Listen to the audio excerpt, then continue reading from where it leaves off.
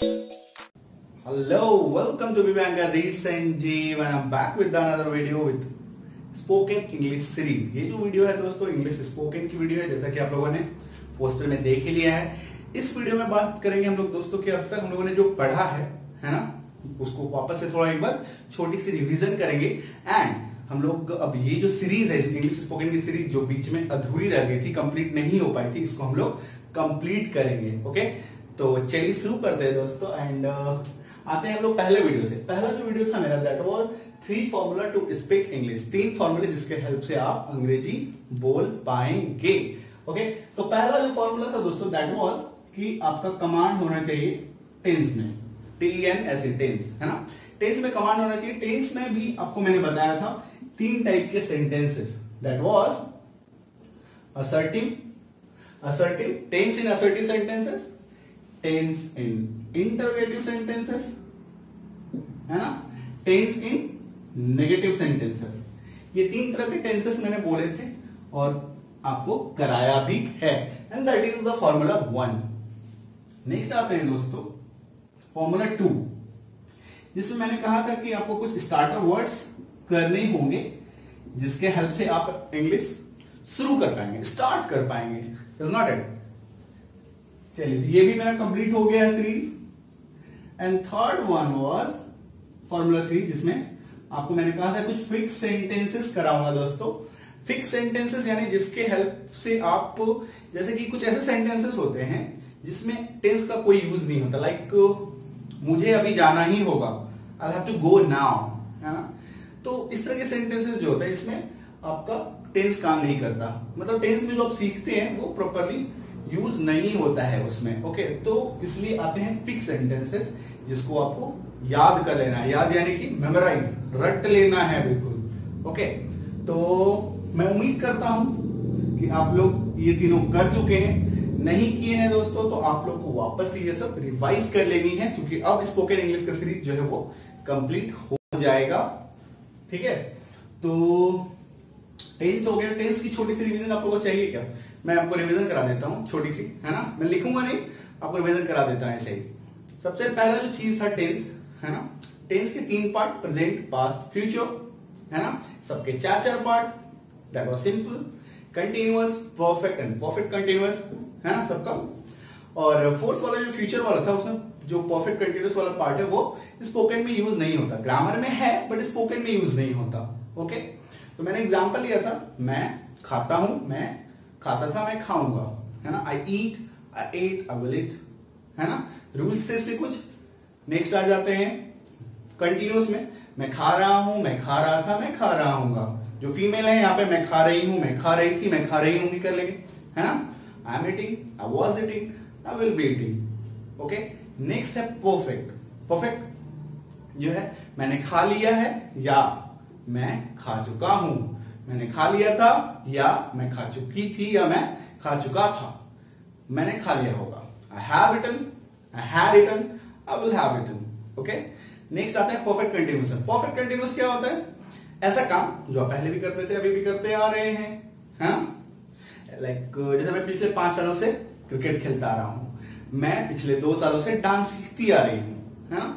इस तरह के सेंटेंसेस होंगे जिसमें सिंस और फॉर भी आता है बाद में। ठीक है, तो पहला जो था सेंटेंस दैट इज, चूंकि इस फॉर्मेट में हम लोग चल रहे हैं मैं और खाने को लेकर के, मैं खाता आ रहा हूं या मैं खाती आ रही हूं, मैं खाती आ रही थी। I have been eating, I had been eating, है ना। सिंस और फॉर को इसमें थोड़ा सा देख लेते हैं दोस्तों। दैट वाज कि सिंस को अगर आप जब यूज करते हैं तो जब आपको एग्जैक्टली टाइम, डेट पता हो, लाइक 2002 से आप क्रिकेट खेलते आ रहे हैं, 2010 से आप क्रिकेट खेलते आ रहे हैं, है ना। पिछले 2016 से आप डांस सीखते आ रहे हैं, तो जब एग्जैक्ट टाइम पता हो, है ना, तो सिंस लगा देंगे। सिंस का यूज होगा like I have been learning dance since 2016, है ना। जब डेट और टाइम एग्जैक्टली नहीं पता हो, है ना, टाइम इंटरवल पता हो, पीरियड पता हो, है ना। लाइक मैं 2 महीने से, 2 साल से, 2 मिनट से, 2 हफ्ते से, है ना, तो यहाँ पे फॉर का प्रयोग होता है, फॉर का यूज होता है। Like I have been learning dance for 2 years, है ना। तो सिंस और फॉर हो गया, ये टेंस हो गया। अब इंट्रोगेटिव है इसी का नेगेटिव भी है दोस्तों। अगर इंट्रोगेटिव और नेगेटिव अब फिर एक बार रिवाइज कर लीजिए, है ना। होमवर्क उसमें दिया हुआ है, होमवर्क मैं उम्मीद करता हूं आप लोगों ने कर लिया है, नहीं किया है तो कर लीजिए, है ना। होमवर्क करके चेक तो मैं कर नहीं पाता हूं दोस्तों, इतना होमवर्क आ जाता है। आई हैव नॉट एक्सपेक्टेड कि इतने सारे होमवर्क आ जाएंगे, है ना, एंड वो मेरे लिए फिर चेक करना मुश्किल हो गया। ओके, तो चेक नहीं कर पा रहा था प्रॉपरली। तो इसका सॉल्यूशन क्या है कि आप एक बार इंट्रोगेटिव सेंटेंस को जो मैंने बताया है बोर्ड में, वो आप एज इट इज कॉपी कीजिए, उसको आप एज इट इज मैच कीजिए उससे कि वो सही है कि नहीं, है ना। तो वो आपका हो जाएगा वहां से। अदरवाइज आप अपने किसी बड़े के भी हेल्प ले सकते हैं कि देखिए इस फॉर्मेट में टेंस है, तो क्या मैं ऐसा कर रहा हूं तो ये सही है कि नहीं, है ना। और थोड़ा बहुत फिर व्हाट्सएप कर सकते हैं, आई ट्राई टू चेक, है ना, but this time I am not promising because I had not expected my friends कि इतने सारे ये आ जाएंगे, होमवर्क आ जाएंगे। मेरे लिए चेक करना मुश्किल हो गया था, क्योंकि सबका फोटो जो स्नैप आप भेजते थे, स्नैप को फिर डाउनलोड करो, फिर चेक करो, फिर चूंकि गलती होता था फिर मैं वापस आपको टाइप करके भेजता था, है ना। तो ये बहुत ही पैथेटिक हो जाता था मेरे लिए। ओके, तो असर्टिव हो गया, इंट्रोगेटिव हो गया, नेगेटिव हो गया, स्टार्टर वर्ड्स हो गए, फिक्स सेंटेंसेस हो गए। अब आते हैं दोस्तों फोर्थ में। तो फोर्थ जो वो रूल नहीं है, ठीक है, ये आप फोर्थ को इसी में घुसा दीजिए, इसी में रहेगा। That was vocab. वोकैब यानी कि वोकैबुलरी, वर्ड मीनिंग। बिना वर्ड मीनिंग के आप इंग्लिश स्पोकन तो नहीं कर सकते, ठीक है। तो अब बात करते हैं स्पोकन इंग्लिश में जो वर्ड होंगे माय फ्रेंड्स, वो कितना करना पड़ेगा।